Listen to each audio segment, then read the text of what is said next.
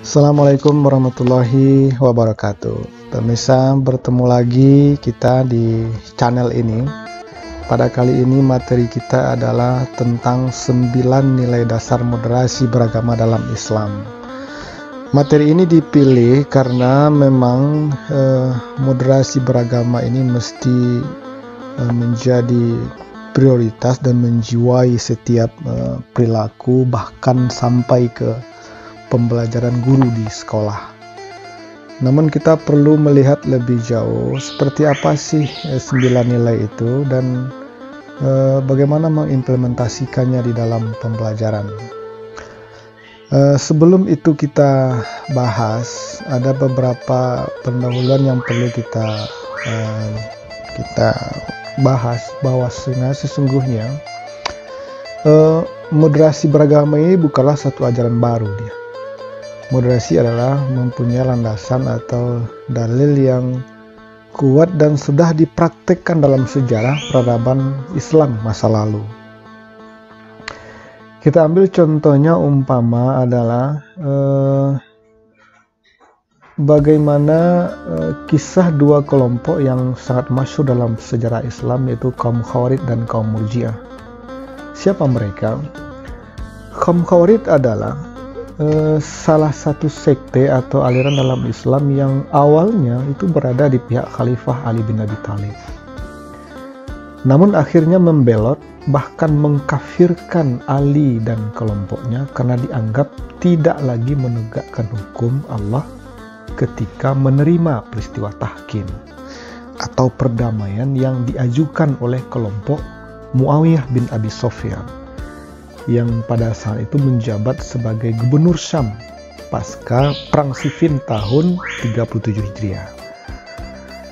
Kelompok Khawarij ini berpendapat bahwa semua hukum harus didasarkan kepada hukum Allah, sebagaimana yang tertera dalam Al-Quran, dalam surat Al-Maidah ayat 44, 45, dan 47. Wa ma lam yahkum bima anzalallahi faulaika humul kafirun. Atau dalam ayat 45, wa man lam yahkum bima anzalallahi faulaika humuz zalimun. Dalam ayat 47, faulaika humul fasikun. Jadi siapa saja yang tidak berhukum kepada Al-Quran, mereka dianggap sebagai orang yang kafir, zalim, dan fasik. Nah, sehingga dengan pemahaman tekstualnya ini mereka menganggap Ali tidak lagi istiqamah di jalan Allah karena telah menerima diplomasi perdamaian yang diajukan oleh pemberontak. Dalam hal ini adalah Muawiyah bin Abi Sufyan berserta sahabat-sahabatnya. Nah, akhirnya kaum Khawarij ini mengklaim siapa saja yang tidak lagi berhukum dengan hukum Allah itu dianggap sebagai pengkhianat agama. Dan orang yang tidak sependapat dengan mereka dianggap kafir atau murtad. Kaum ini kita sebut sebagai kelompok ekstrim kanan. Kelompok ekstrim kanan atau disebut dengan istilah lain kelompok radikal. Nah, sementara itu di pihak lain muncul pula golongan yang menamai dirinya sebagai Murji'ah, yang salah satu konsep pemikiran mereka itu adalah bahwa kemaksiatan tidak mempengaruhi iman. Sehingga dalam konsep mereka tidak ada orang yang menjadi kafir dengan membuat maksiat selama yang dia lakukan itu selama dia sudah mengucapkan 2 kalimat syahadat. Jadi kalaupun dia maksiat tidak masalah, tidak perlu ulang syahadatnya gitu. Nah, mereka memahami Al-Quran dan hadis itu secara serampangan dan cenderung kontekstual, tidak berdasarkan kepada metode yang seharusnya. Paham-paham seperti inilah kadang juga ditemui di sebagian umat Islam hari ini. Kaum Murji'ah identik dengan mewakili kaum yang liberal, memahami ayat dengan makna kontekstual, terlalu kontekstual. Nah, baik Khawarij maupun Murji'ah itu bukanlah representasi dari kelompok ideal yang seharusnya ada di dalam Islam. Nah, maka oleh sebab itu Nabi mengingatkan kepada umat Islam dalam hadisnya yang diriwayatkan oleh Ibnu Majah dari Ibnu Umar, ayuhan nas iyyakum wal ghulu fid din. Wahai manusia, jauhilah berlebih-lebihan dalam beragama. Fa innama ahlaka man kana qablakum, karena sesungguhnya yang menghancurkan umat-umat sebelum kamu itu adalah al-ghulu fid din, berlebih-lebihan di dalam beragama. Jadi wasatiyatul Islami itu, karena wasatiyah itu disebut dengan moderat, itu jalan tengah, tidak memahami terlalu konteks dan tidak memahami terlalu tekstual. Nah, jadi kiranya orang yang moderat itu bersikap adil dalam menilai sesama muslim, tidak berprasangka buruk kepada mereka sebelum melakukan klarifikasi terlebih dahulu. Seorang yang moderat akan menghargai eksistensi orang lain yang berbeda keyakinan dengannya, serta tidak mencela ataupun menjelek-jelekkan agama dan keyakinan tersebut. Ini disebut oleh Allah dalam surat Al-Baqarah ayat 143. Wa kadzalika ja'alnakum ummatan wasata litakunu syuhada'a 'alan nasi wa yakunur rasulu 'alaikum syahida. Kami menjadikan kamu itu, kata Allah, sebagai umat pertengahan agar kalian bisa menjadi saksi atas perbuatan manusia dan agar Rasul Muhammad menjadi saksi atas perbuatan kalian. Nah, ini dari secara umum pendahuluan dari moderasi beragama itu. Nah, lalu pemirsa, berikut ini kita akan membahas ada 9 nilai moderasi beragama yang harus diimplementasikan ke dalam sikap perilaku kita sebagai warga negara, harus diimplementasikan di dalam pembelajaran bila pemirsa adalah seorang guru. Bagaimana mengimplementasikan ini ke dalam sebuah pembelajaran? Nah, sekarang mari kita lihat apa-apa sajakah 9 nilai moderasi itu yang harus diimplementasikan di dalam sikap kita sebagai seorang muslim di dalam negara yang heterogen ini. Nah, 9 sikap itu adalah yang pertama tawassut, yang kedua syura, yang ketiga islah, yang keempat muwatanah, yang kelima urf, yang keenam la'urf, yang ketujuh qudwah, yang keenam tasamuh, dan yang kesembilan i'tidal. Sekarang kita lihat satu persatu. Yang pertama tawassut. Tawassut artinya tengah-tengah. Tawassut itu merupakan rangkaian dari kata wasata yang secara bahasa berarti sesuatu yang ada di tengah. Secara terminologi, tawassut adalah nilai-nilai Islam yang dibangun atas dasar pola pikir dan praktek yang lurus dan pertengahan, tidak berlebihan dalam hal tertentu. Jadi ini dia tawassut. Jadi ringkasnya, tawassut adalah posisi antara berlebihan dan dengan berkekurangan.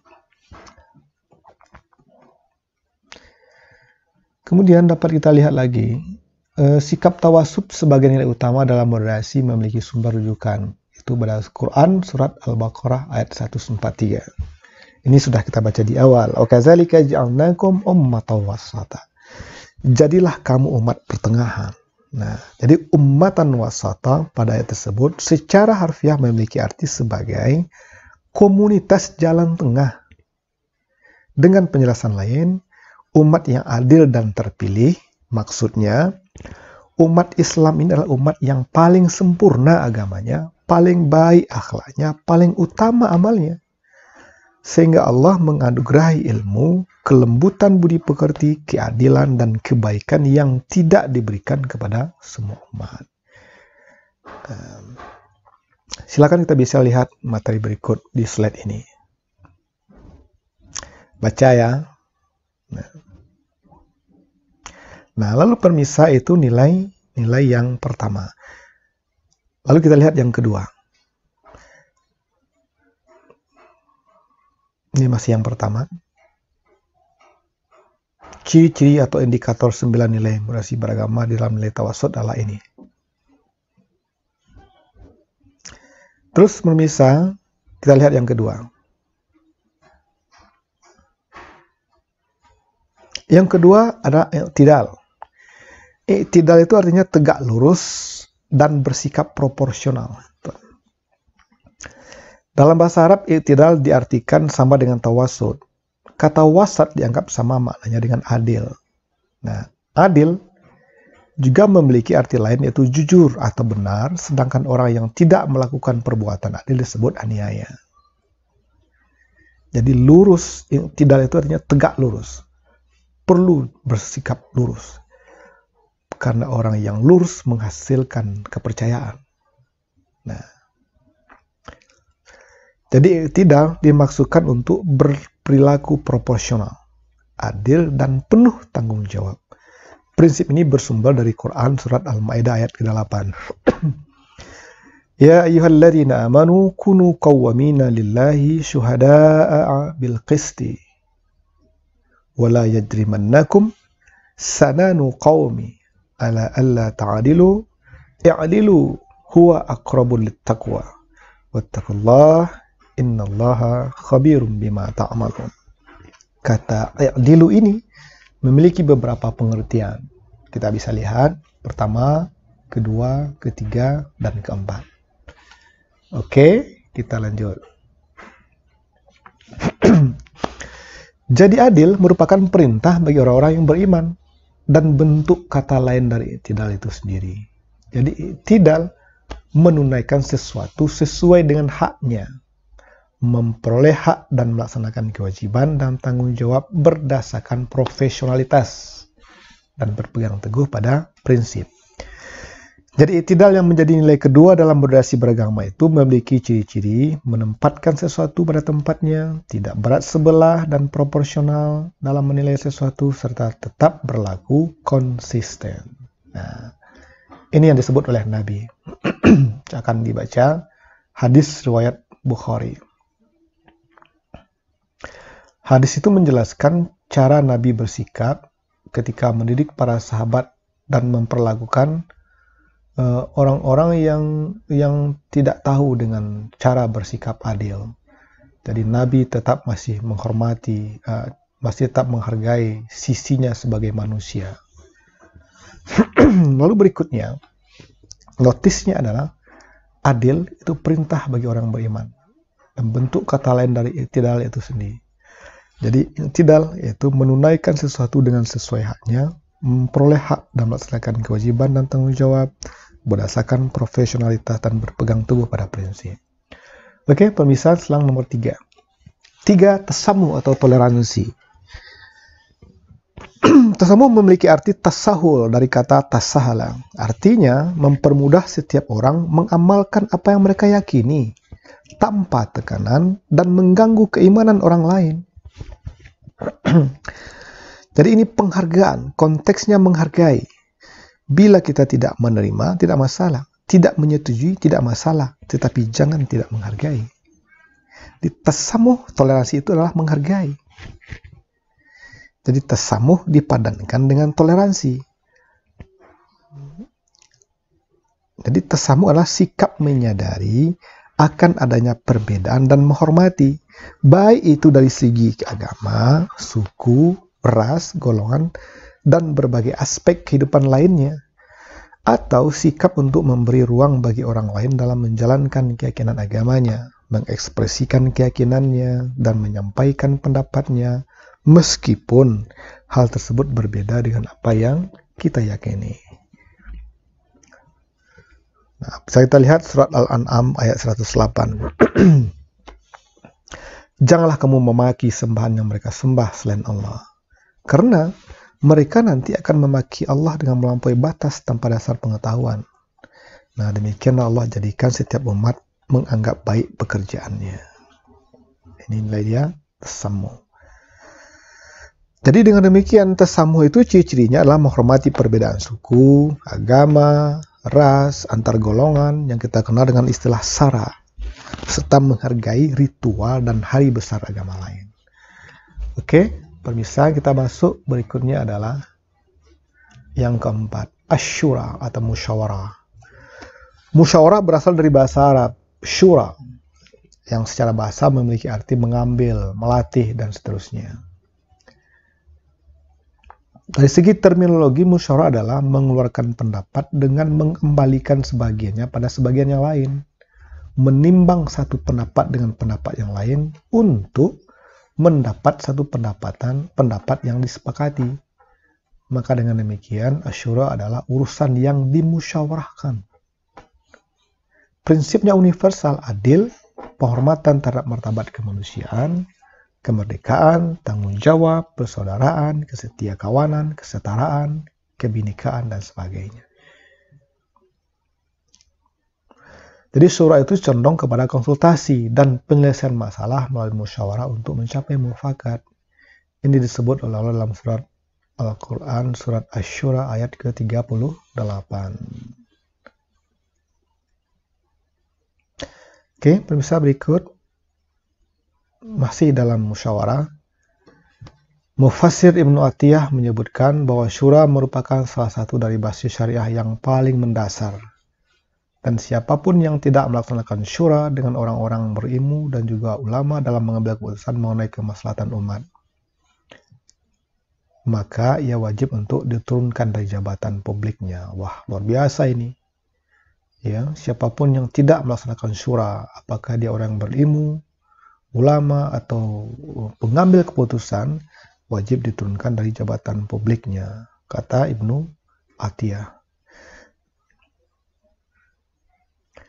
Yang kelima, pemirsa, adalah al-islah atau perbaikan. Islah adalah terlibat dalam perbuatan reformatif dan konstruktif untuk kebaikan bersama.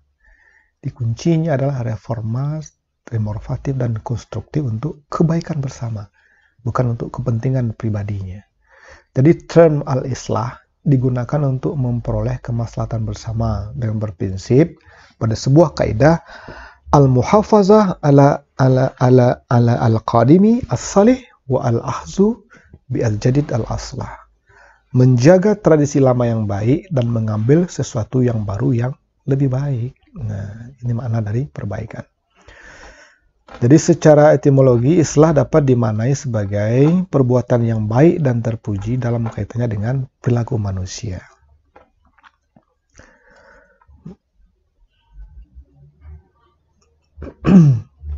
Prinsip ini diturunkan dari ayat Al-Quran surat Al-Baqarah ayat 244.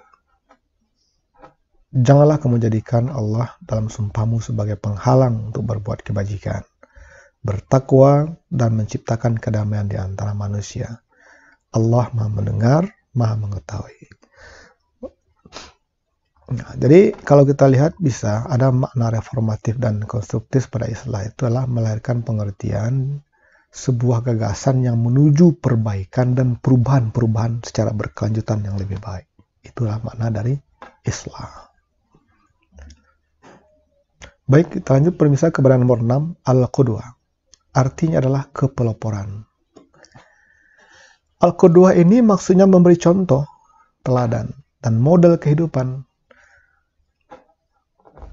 Kedua adalah membawa maksud memberi contoh atau merepresentasikan seorang model dan peran yang berlandaskan kepada nilai-nilai Islam yang baik dalam kehidupan. Prinsip ini secara implisit termaktub dalam Al-Quran surat Al-Ahzab ayat 21. Ya. Kenapa dari Nabi itu ada contoh teladan yang baik. Laqad kana lakum fi Rasulillahi uswatun hasanah. Nabi Muhammad itu adalah contoh teladan, kapasitasnya sebagai spiritual power atau sebagai political power. Sebagai pemimpin politik dan sebagai pemimpin agama, Nabi Muhammad itu adalah seorang yang al-qudwah. Memberi contoh. Memberi kepeloporan. Jadi bila digabungkan antara qudwah dan hasanah, maka akan memunculkan contoh teladan yang baik. Sebagai pelopor inisiatif mulia dan cara memimpin masyarakat menuju umat yang sejahtera. Nah, silakan kita bisa lihat. Jadi seorang muslim itu mesti menjadi pelopor terhadap kebaikan, terhadap nilai-nilai keteladanan seperti yang dicontohkan oleh Nabi. Lalu yang ketujuh, pemirsa, disebut dengan al-muwatanah. Nilai ketujuhnya adalah cinta tanah air. Al-muwatanah itu adalah pemahaman dan sikap penerimaan eksistensi negara atau bangsa, nation state, yang pada akhirnya menciptakan cinta tanah air atau nasionalisme. Yusuf Al-Qaradawi mengartikan nasionalisme sama dengan al-watan.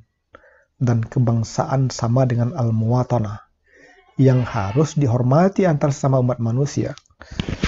Secara teks Al-Quran tidak menyebut cinta tanah air atau nasionalisme ada dalamnya, namun dalam sebuah ayat terdapat makna yang terkandung di dalamnya. Misalnya dalam surat Al-Qasas ayat 85 ya. Innal ladzina farada 'alaikal Qur'an raradduka ila ma'adi. Qul rabbi a'lamu man ja'a bil huda wa man huwa fi dhalalim mubin. Sesungguhnya Allah mewajibkan atasmu melaksanakan hukum-hukum Allah, hukum-hukum Al-Quran benar-benar dan mengembalikan kamu ke tempat kembali. Jadi para mufassir menafsirkan kata mu'ad menjadi beberapa pendapat dengan makna Mekah, akhirat, kematian, dan hari kiamat. Nah, kemudian pemirsa, yang kedelapan adalah al-la'of. La itu anti atau tidak ya, anti kekerasan. Dalam bahasa Arab, term tersebut menggunakan beberapa istilah: al-auf, al-tatarruf, al-ghulu, dan al-irhab. Al-auf adalah antonim dari ar-rifq, yang berarti lemah lembut dan kasih sayang. Islam adalah agama yang penuh dengan kelembutan, keramahan, kasih sayang, dan mana sejenisnya. Makna-makna tersebut lawan dari anti kekerasan. Nah, nilainya bisa kita ambil dalam Quran surat Al-Anbiya 107. Wa ma arsalnaka illa rahmatan lil alamin. Kami tidak mengutus engkau Muhammad melainkan untuk rahmat bagi seluruh alam. Jadi rahmah atau kasih sayang dalam ayat di atas dielaborasi oleh Nabi dengan pernyataan yang terang benderang, innama bu'istu liutammima makarimal akhlak.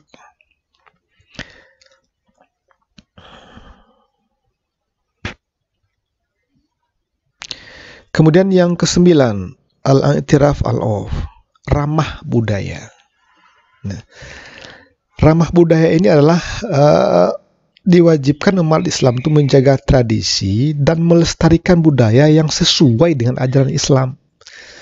Sedangkan yang budaya yang kosong tanpa warna agama hendaknya diwarnai dengan nilai-nilai Islam. Sementara budaya yang bertentangan dengan Islam wajib diubah secara bijak atau ramah, dengan memperhatikan kearifan lokal sehingga bersih dan positif dari unsur-unsur yang bertentangan dengan Islam. Itu makna ramah budaya itu. Jadi kalau kita melihat ramah budaya itu memiliki nilai akumulatif terhadap kebudayaan lokal. Jadi kata kuncinya adalah al-mustau'ib ala-saqafah al-mahalliyah. Kuncinya adalah penerimaan terhadap unsur kultural yang tidak bertentangan dengan syariat Islam. Selama tidak bertentangan dengan syariat Islam, ya terima, tidak masalah. Inilah makna dari kata i'tiraf al-'urf, ramah budaya. Nah, kemudian pemirsa, dari 9 nilai ini masing-masingnya memiliki indikator sikap. Nah, ini yang penting. Umpamanya satu nilai tawassud tengah-tengah. Indikator sikap nilai tawassud, orang yang bersikap tawassud itu adalah mengutamakan sifat pertengahan dalam segala hal, tidak ekstrim kiri dan kanan, menjaga keseimbangan antara hak dan kewajiban, dunia dan akhirat, ibadah ritual dan sosial, doktrin dan ilmu pengetahuan, dan lain-lain. Boleh dikembangkan. Nah, sementara nilai i'tidal, indikator sikapnya adalah menempatkan sesuatu pada tempatnya, tidak berat sebelah, proporsional dalam menilai sesuatu, berlaku konsisten, menjaga keseimbangan antara hak dan kewajiban, mempertahankan hak pribadi dan memberikan hak orang lain. Nah, ada beberapa indikator sikap. Kalau nilai itu ada 9, maka ada 9 kelompok indikator sikap yang mencerminkan 9 nilai itu. Jadi ada nilai tawassud, i'tidal, tasammuh dengan indikator sikapnya, silahkan dibaca dan dapat dikembangkan lebih luas lagi sesuai dengan nilai-nilai yang 9. Kemudian yang keempat ada asyura, kelima ada qudwah, keenam islah, ketujuh muwatanah. ada indikator sikapnya, silakan dibaca baik-baik. Lalu yang ke-9, yang ke-8 la'of, yang ke-9 al-'urf, menghormati budaya dengan indikator sikapnya. Nah, pemirsa, ke-9 sikap ini adalah nilai-nilai moderasi beragama yang harus diaplikasikan di dalam sikap keberagamaan seseorang. Begitu juga di dalam pembelajaran di hadapan siswa, baik guru PAI di sekolah maupun guru madrasah. 9 nilai moderasi agama ini mesti tercermin dari nilai etika yang mesti dicapai. Jadi kalau kita ingin membuat perangkat pembelajaran, taruhlah itu silabus, ada standar kompetensi lulusan, ada kompetensi inti, ada kompetensi dasar, ada jadwal, waktu, jumlah jam, kemudian ada nilai karakter, maka ditambahkan satu lagi nilai moderasi beragama. Jadi ada nilai nilai sikap atau nilai karakter dan ditambah dengan nilai moderasi beragama. Nah, nilai moderasi beragama yang ingin dicapai itu ada satu kolom. Nah, jadi guru boleh saja menuliskan pada KD tertentu dengan indikator tertentu, nilai moderasi yang diinginkan atau yang dikandung atau yang perlu dikembangkan dalam indikator itu adalah bisa jadi tawassud, bisa jadi tasamuh, bisa jadi umpamanya asyura. Nah, dengan indikator sikap seperti yang dijelaskan dalam poin ini. Nah, sehingga setiap pembelajaran itu mengarahkan ke murid untuk menghasilkan sikap-sikap toleransi di dalam beragama. Jadi oleh sebab itu perlu dicantumkan oleh guru di dalam satu kolom dalam perangkatnya. Nah, di sana dia nanti untuk mengukur sikap toleransi apa yang dikandung oleh temanya pada hari itu, sehingga diharapkan siswa setiap mengikuti pelajaran itu selalu tidak lepas dari 9 nilai moderasi yang diterapkan di dalam pembelajaran. Baik, pemirsa, itulah sesi kita hari ini. Semoga bermanfaat dan dapat dikembangkan lebih mendalam lagi di dalam pembelajaran, sehingga moderasi beragama ini tidak hanya melangit tetapi membumi dalam aplikasi yang implementasi yang nyata dalam pembelajaran dan bersikap bagi anak-anak kita di sekolah maupun di madrasah. Demikian, mohon maaf segala kekurangan, semoga bermanfaat. Assalamualaikum warahmatullahi wabarakatuh.